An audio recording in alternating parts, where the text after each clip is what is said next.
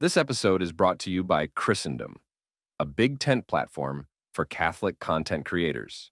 Say goodbye to endlessly browsing for Catholic content. At Christendom, we make it simple to follow, share, and save your favorite creators' content. Join our community at christendom.app. It's free. Hello, everybody. I am John Allen, the editor of Crux, and your host here on Last Week in the Church, which is the show where, well, ordinarily anyway, we sort through the rich harvest of recent news on the Vatican and global Catholic Church beat. This, however, is going to be a slightly different episode of the show because those of you who watch or listen regularly know that normally we sort of traipse through a potpourri of 4 or 5 different news stories. This week, I've really only got one news story for you, but I'm going to round the offerings out with a couple of what I'm going to call ruminations, that is, reflections on underlying realities about the Vatican and the Catholic Church, which aren't exactly tied to breaking news, but which nevertheless, I think, illuminate a great deal. So we're going to begin with a tough room. Pope Francis is set later this week to take a brief but meaningful September 26th to the 29th journey to Luxembourg and Belgium. I'll explain why his stop in Belgium in some ways may be among the more daunting outings of all of his papal travels. And then for our ruminations, rumination number 1, incentives for excellence. Why, ironically, and this is a deep irony, why the devotion and commitment and loyalty that the papacy and the Vatican and the Catholic Church inspires among countless believers all around the world actually can be an obstacle to real reform. And we'll unpack why that is the case. And then rumination number 2, if I can channel my inner Paul Harvey, for those of you in the States old enough to remember Paul Harvey, the rest of the story. Why stories of scandal, heartache, controversy, and division, which tend to dominate headlines about the Catholic Church, aren't actually the entire story. And I'll give you just a small experience my wife and I had recently in our local parish, which illustrates the point. All that and more is waiting for you on this episode of Last Week in the Church. So please don't go anywhere. These ruminations in particular, I'm exceptionally proud of them. So you're going to want to hear it. Stay where you are. I'll be right back. All right, everybody. Happy Tuesday to you. Happy September 24th, 2024. Hope you are safe and sound, happy and healthy wherever you are.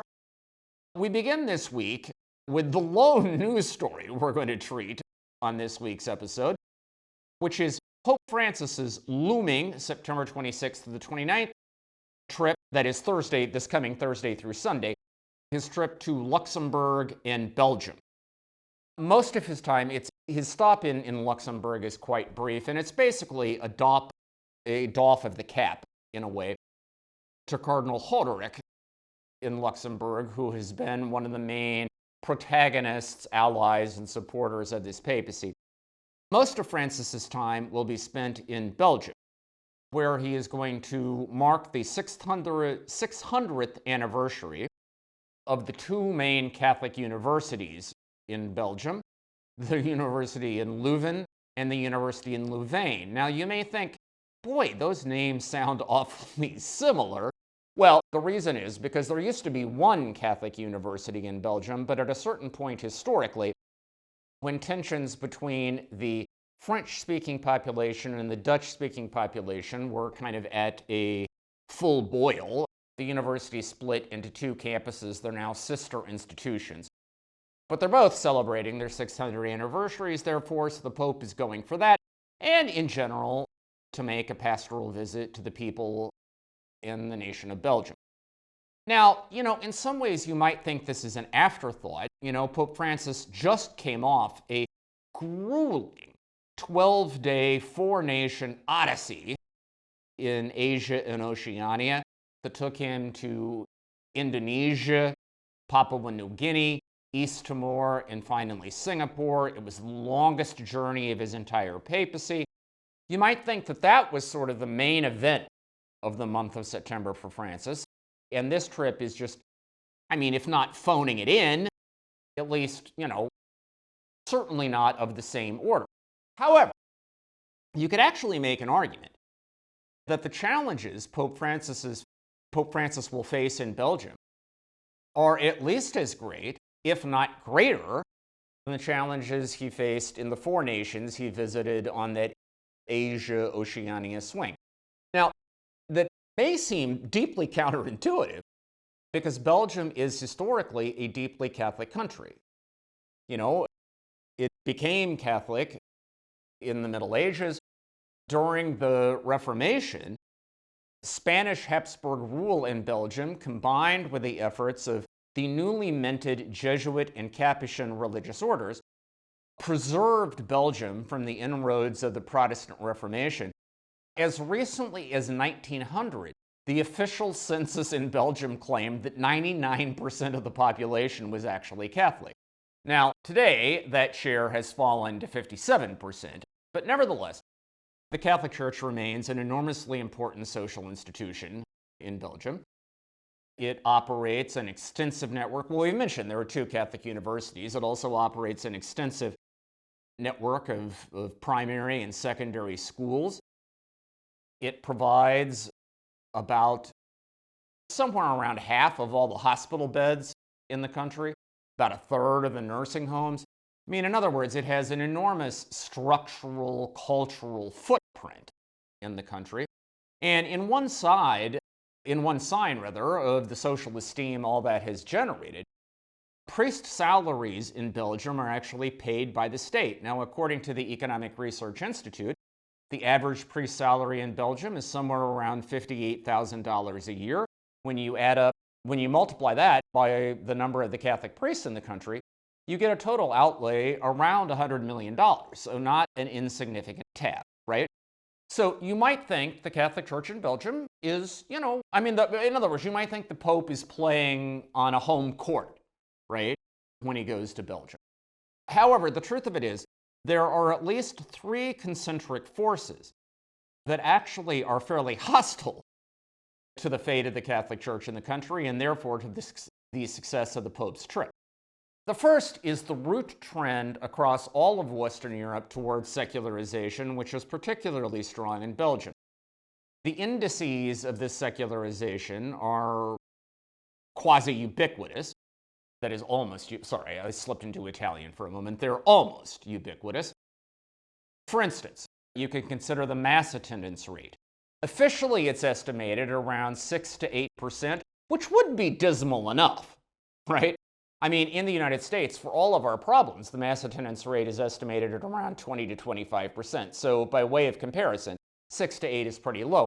But an actual head count in October 2022, so post-COVID, of the number of people who actually showed up for the Sunday Mass indicated that the real rate is slightly south of 3%. In other words, not very great, okay? Or you could consider the total of priests. Just in the last decade, Belgium has shed about 1/3 of its total presbyterate. You could look at vocations, you could look at donations, you could look at baptisms and marriages.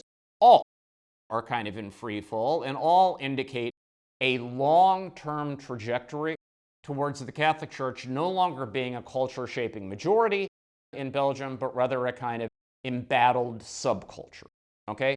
So that's basic force number 1.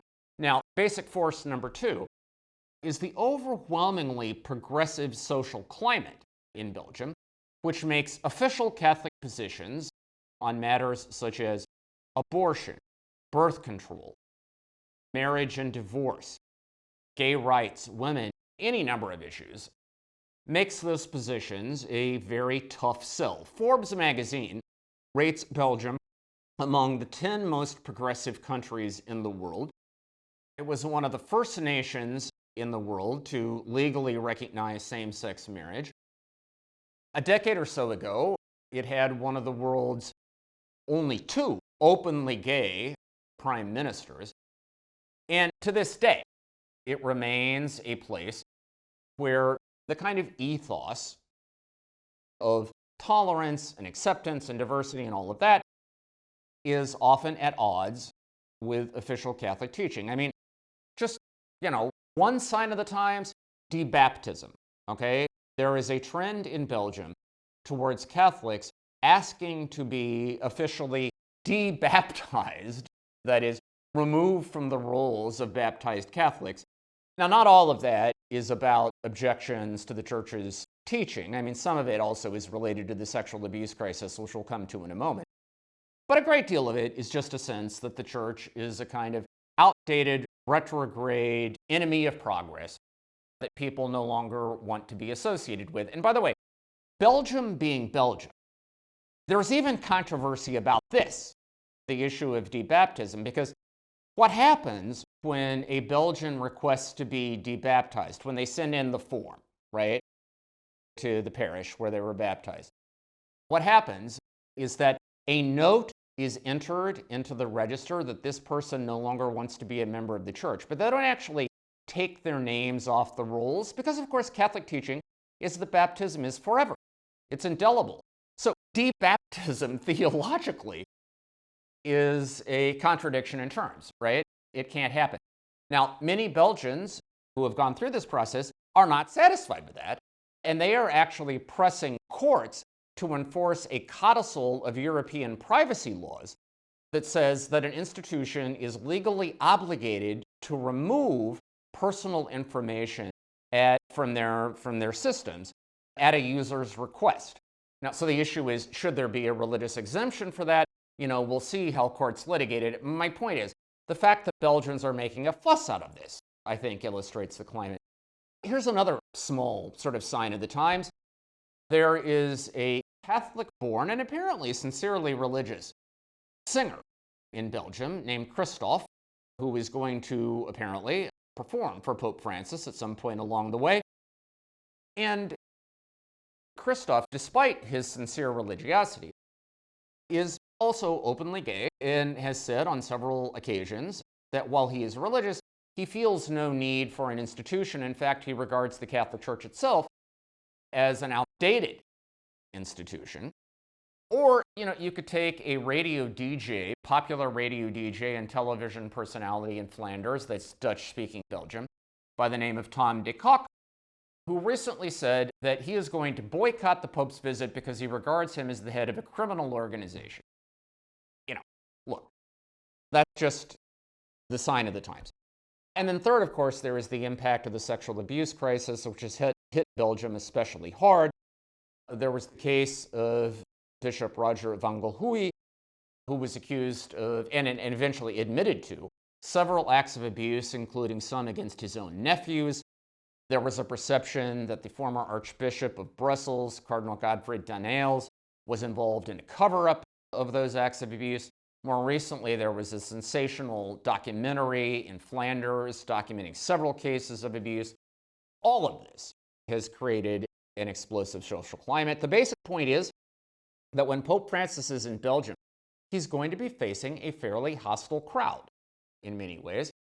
And so the question is, can he provide a template for engaging secular cultures with a kind of jaded chip on their shoulder about the Catholic Church? Or will this trip be remembered as a kind of, maybe feel-good photo op that didn't really change the underlying calculus? That's the drama. As ever, we will see what happens. My wife, Elise Ann Allen, our superstar Vatican correspondent, will be on the papal plane for the trip. Watch the Crux site for her full coverage. All right. Now we transition to my ruminations. First up, incentives for excellence. Okay. Again, those of you who watch regularly know I'm kind of a sports nut. And one of the things I do is I am a big fan of one of the two professional soccer teams here in Rome called the Roma. So I am what the Italians call a Romanista. And of late, our team has been, going through a bit of a roller coaster ride. At the beginning of the season, we either lost or tied the first 4 games, so we were near the bottom of the standings. As a result, the wildly popular coach of Rome, former player who was a member of the team that last won the Italian championship in 2001, he got fired. Then the general manager of the club had to resign as a result of popular protests over that firing. The team, actually on Sunday night, finally won a game for once, but there was an impression of upheaval, tumult, and turmoil. So we've got a friend right across the street from our apartment. He's a real estate agent by day, but his real passion is being a fan of Roma. I mean, I'm talking about a guy who could actually date the births of his children from the Roma games he was watching that week. I'm totally serious. And he can tell you who played, what the result was, what happened, who scored, all of it, okay? The other night, we were both walking our dogs, and I bumped into him on the street. And he asked me, because you need to know that the owners of the Roma team are Americans. It's an American billionaire by the name of Dan Friedkin and his son Ryan who won the team. So this friend, Fabrizio, asked me, as an American, can you explain what's going on with these guys? And I said, well, look, I don't know for sure, because it's not like I hobnob with them, but I can give you my theory. My theory is that to them, Roma is like the Chicago Cubs in the States. We're talking about a franchise with a passionately devoted global fan base that will fill up stadiums, pay for overpriced TV and streaming deals, buy your swag, and otherwise support the franchise whether they win or lose. So your bottom line is not dependent on on-field performance. So there's really no incentive to do any better, right? So this is why the Cubs have won exactly one World Series in whatever it is now, 118 years, and why Roma's last Italian championship was almost a quarter century ago, all right? And yet, they're still among the most valuable franchises in sports. And in the middle of this conversation, it occurred to me, my God, I could be talking about the Vatican right now. Because the same dynamic is true. Let me describe a dynamic I have seen repeatedly throughout the years. The Vatican has some kind of tough job, okay? It needs done. It may be financial reform. It may be addressing clerical sexual abuse. It may be communications, whatever it is. It's a thankless job. They need somebody to do it. So they recruit some talented, smart, genial, kind of idealistic person to come in and do this job. They refuse to give them the resources, the support, or the authority they would actually need to do it right, so they set them up for failure from the very beginning. And then when this person eventually burns out and moves on, rather than fixing the underlying problem, they simply find somebody else to come in under the same circumstances, because there always is somebody else, because they can count on the fact that there are legions of Catholics out there with eyes wide open who know that the system is dysfunctional, but nevertheless, they feel in their heart and their soul that if the Pope asks them to serve, they are obligated to do it. I mean, I have known every Vatican spokesperson since the era of Joaquin Navarro Valls under John Paul II, and I can promise you, everyone since Navarro Valls has known the following things to be true. If they take this job, they're not going to have any real access to the Pope. They won't be in rooms where decisions are made. They will have to wade through layers of bureaucracy to get any meaningful information about anything, and they will repeatedly be put in the position of being asked questions to which they have no way of knowing the answers. And yet they've all done it. And they knew that going in, and yet they've all done it. And why? Because again, if the Pope asks, the only answer they're capable of is yes. Ladies and gentlemen, this is why the noble, idealistic, entirely laudable spirit of service in the Catholic Church is deeply, ironically, one of the principal enemies to actual reform.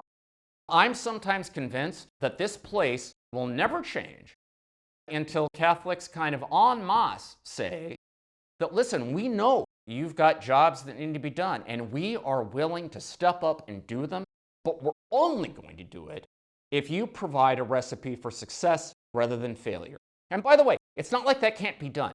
When John Paul II asked Joaquin Navarro Valls to be his spokesperson back in the early 80s, Navarro Valls, who at the time was a very successful newspaper correspondent and also had a practice on the side as a psychologist because he was a trained psychologist.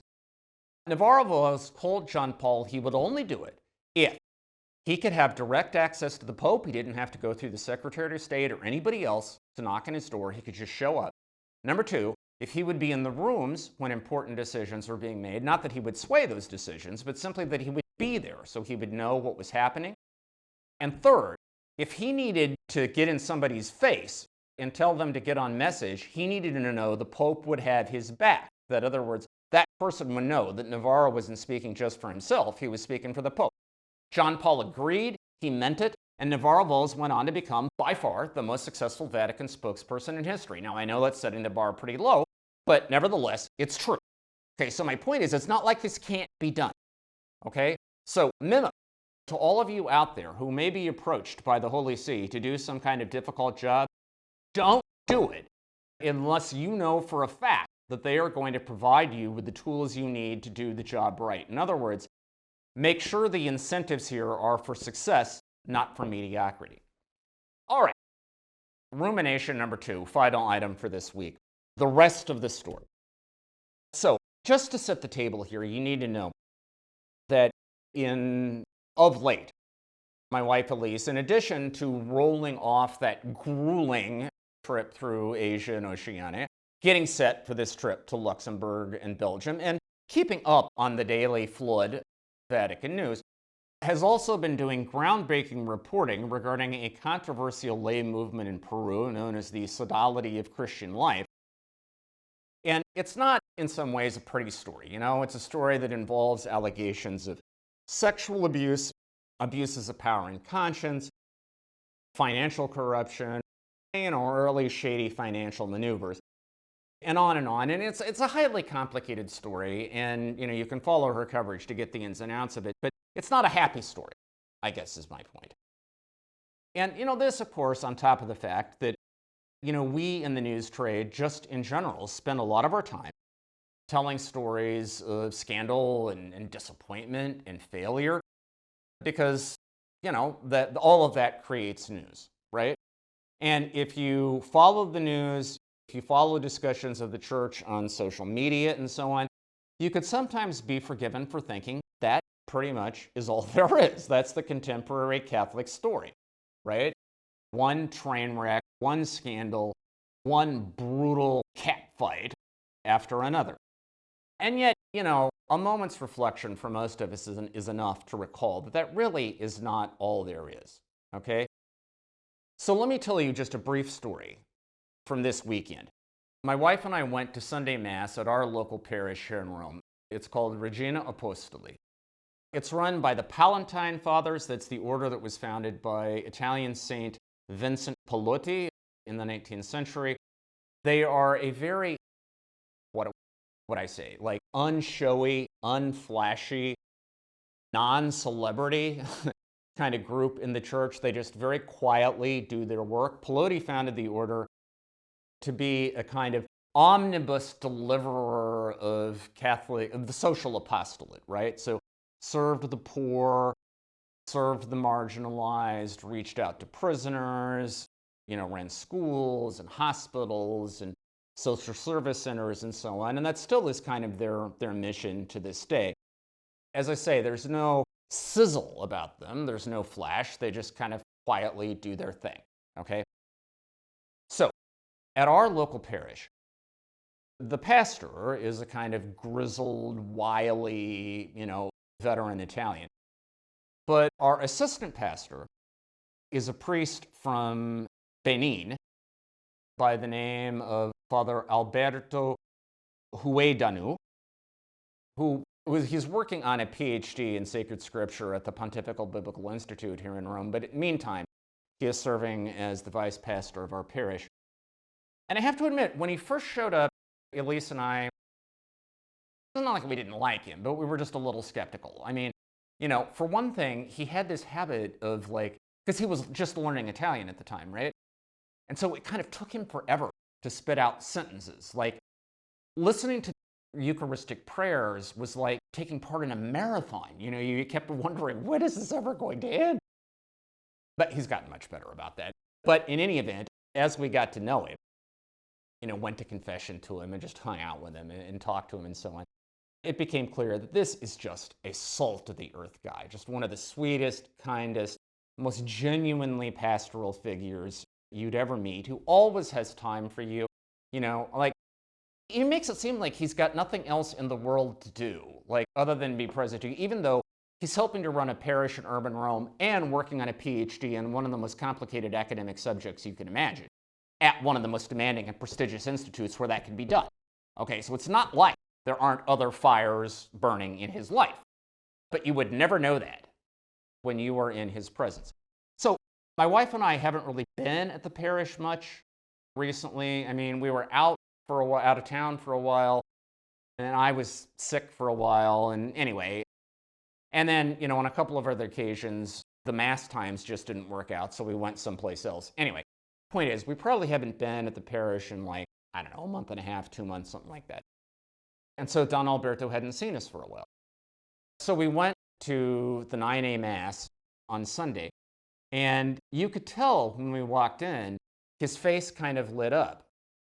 And then at one point during the Mass, he made eye contact with Elise just to acknowledge that he had seen us and he was happy to see us. And kind of, it suggested to us that maybe he wanted to say hi. So we hung around. I was thinking we'd have to hang around until, he divested and did whatever he had to do in the sacristy. But instead, like 30 seconds after he had completed the final procession, he was back out in the nave of the church looking for us, right? And he came straight over to us, and he gave both me and Elise these big hugs. I mean, his face was just beaming, And he was talking about how great it was to see us and, asking what had been going on. And I told him a little bit about, my health situation. And, anyway, point is, he was just being extraordinarily pastoral and kind to us, and he just made us feel great. We walked away feeling like we weren't just anonymous faces in a crowd in this church, but we mattered. We mattered to the assistant pastor. And look, it's a small experience, but you multiply that by 1,000 times, 100,000, 1,000,000, tens of millions. That, ladies and gentlemen, is the Catholic experience every day of the week and twice on Sunday. Despite all of our flaws, we still have the capacity to generate communities that are based on friendship, shared spirituality, shared devotion, and genuine pastoral care for all of us. By the way, there was a woman kneeling in prayer, and as she was watching the scene between us and Father Alberto play out, her face just lit up too, because she knew that this is what the church is all about. All of the other stuff, which, by the way, from our parish is about a mile away. We're talking about the Vatican. Okay, we're a stone's throw away from the belly of the beast. But she knew that all of that stuff isn't the heart of the matter. What was happening right there in the nave of our parish, that's the Catholic experience. That's the real Catholic thing. And the fact that we still have the capacity to generate it, despite it all, that, ladies and gentlemen, is nothing short of a miracle. All right, that is our show for this week. There is actual news, by the way, on the Crux site, which I encourage you to read. You can find it at cruxnow.com. Remember, we'll have full coverage of the trip to Luxembourg and Belgium and much more. I will be back here next week. Same bat time, same bat channel. In the meantime, stay safe, stay healthy, have a fantastic and blessed week, and we will talk to you again very soon.